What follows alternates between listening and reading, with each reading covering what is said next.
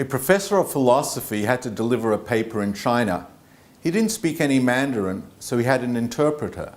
So he asked the interpreter, "How long should I speak before I pause?" And the interpreter said, "You just speak, and when you see me nod my head, then stop." The professor started to deliver his lecture, and after a few sentences he looks at the interpreter, and the interpreter waves him on, and after speaking for about 15 minutes, he sees the interpreter nodding his head, and he stops.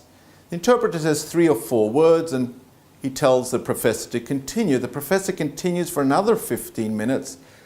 Then he's told to pause. The interpreter says 3 or 4 words, and then he continues. And this happens 2 more times. At the end of the lecture, the professor is astounded. He can't believe it.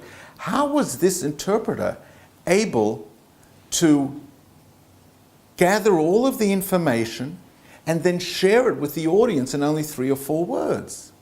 And the interpreter said, "Look, I'll be extremely honest. After you spoke for the first 15 minutes, I told the audience, he hasn't said anything new. 15 minutes later, I then said to the audience, I don't think he will be saying anything new. And then finally, when you concluded the lecture, I then said to everyone, I was 100% right. He said absolutely nothing new at all." We all grew up hearing, "Sticks and stones may break my bones, but names will never hurt me." I believe as a society we have matured enough to realize how false that statement truly is. As Jews, we have always recognized and realized that we need to be as careful with what we put in our mouths as that which comes out of our mouths. King Solomon, the wisest of all men, writes that life and death is in the hands of the tongue. Our rabbis in the Talmud tell us that when you embarrass somebody, it is akin to murder. And the Jewish mystics, they understood this extremely well. They explained that all of creation can be subdivided into 4 categories. We have the inanimate, we have vegetation, we have the animal kingdom, and then we have the human being.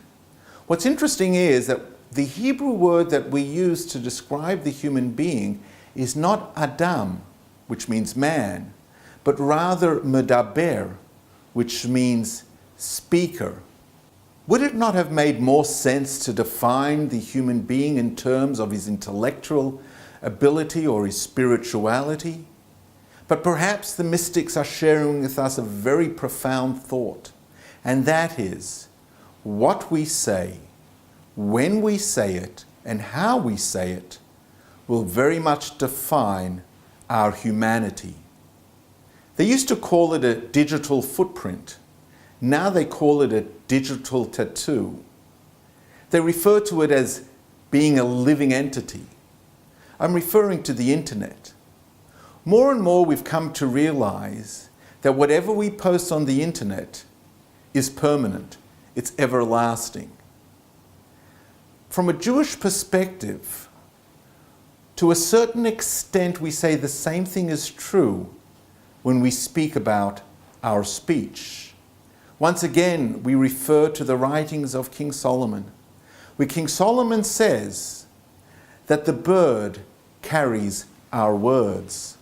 This week's portion begins with Moshe Rabbeinu, Moses our leader, impressing upon us how we must value our speech and how important it is to be true to our word. Let us never forget that our humanity is very much intertwined with the power of our speech. It may only take a friendly good morning or a warm hello to make a world of difference and make a difference in the world. Thank you.